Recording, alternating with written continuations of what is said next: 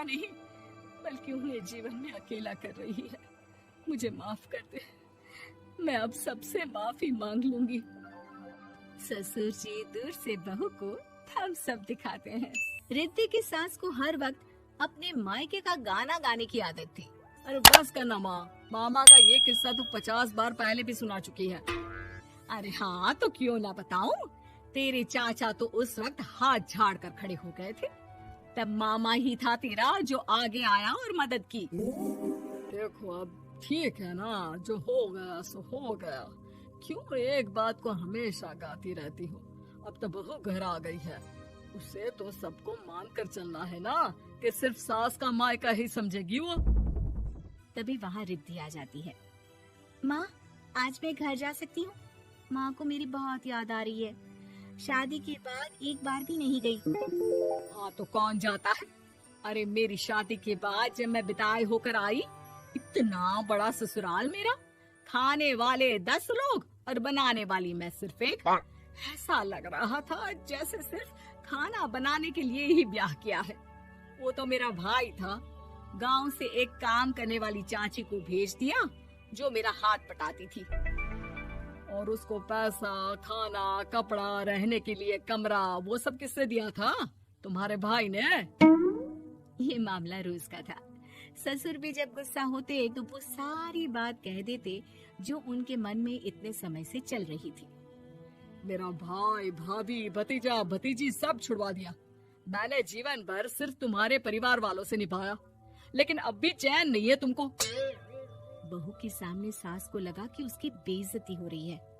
अब सुन बहू, अपने कमरे में जा, कहीं नहीं जाना मायके वायके। घर का काम कौन करेगा? पड़ोसन। बहू समझ जाती है मामला गर्म चल रहा है। कमरे में जाने में ही भलाई है। कमरे में क्या है? तुम्हारी माँ हर वक्त चिक चिक चिक करती रहती है। कल ताई मिली थी तुम्हारी मुझे, लेकिन मजाल है सासू माँ की उन्होंने एक बुराई की हो, लेकिन सासू माँ हाँ, जब देखो तब ससुराल के लोगों की बुराई करती रहती है। बेचारे पापा जी कितना मिस करते हैं अपने घर वालों को। मेरा तो बड़ा मन करता है कि ताऊ जी, चाचा जी और सब मिलकर रहे, ना साथ रहे लेकिन आना जाना तो ठीक से रखे। हिंदुस्तान और पाकिस्तान एक हो सकता है, लेकिन चाचा और ताऊ के परिवार के साथ हम लोगों का मिलन ना जी ना, कभी नहीं हो सकता। ये बात है। देखिए मेरे साथ ना ज्यादा चैलेंज मत करिएगा, ऐसा कोई काम नहीं है जो मैं नहीं कर सकती। ससुर जी जो कि बहू की बात सुन रहे थे सामने आ जाते हैं। अरे बेटा, तू ये कर सकती है तो प्लीज मेरा परिवार किसी तरह मुझसे मिलवा दे। सारी जवानी तो मैंने किसी तरह काट ली, लेकिन जीवन के इस पड़ाव पर बहुत याद आती है मेरे परिवार की। हाँ हाँ पिताजी, आप चिंता मत करिए, बस मेरा साथ देते रहिए आप दोनों। फिर देखिए कैसे माँ जी भी ठीक हो जाएंगी और पूरा परिवार भी एक हो जाएगा। थोड़ी देर बाद बहू सामान लेकर घर से निकल रही होती है कि मना किया था ना तुझे मायके जाने के लिए, फिर क्यों जा रही है? बहू कुछ कहती इससे पहले ही बेटा बोलने लगता है। क्या है माँ, वो घर जा रही है। वैसे भी उसके माता पिता ने मुझे 10 लाख दिए तब जाकर मेरा काम शुरू हो पाया, वरना तूने मेरे लिए किया क्या है? अरे वाह बेटा, बचपन से पढ़ाया लिखाया, तेरे दुख दर्द में जगी, और आज वो लोग तुझे सही लग रहे हैं। और फिर ससुराल में लड़की खुश रहे, ये तो मायके वालों की जीवन भर की जिम्मेदारी रहती है। तो ये तुमको भी तो सोचना था ना। ताऊ जी ने पापा को पढ़ाया लिखाया, जब तुम नहीं आई थी तो पापा के लिए ताई जी ने पापा की माँ की तरह देखभाल की। अब बोलिए।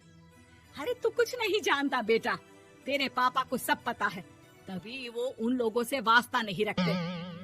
मैं उन लोगों को जानता हूँ, लेकिन मैं तुम्हें नहीं जानता कि तुम्हारे मन के लायक काम नहीं हुआ तो तुम घर की शांति बर्बाद कर दोगी। सास जोर जोर से चिल्लाने लगती है। तभी वहाँ सास का भाई आ जाता है।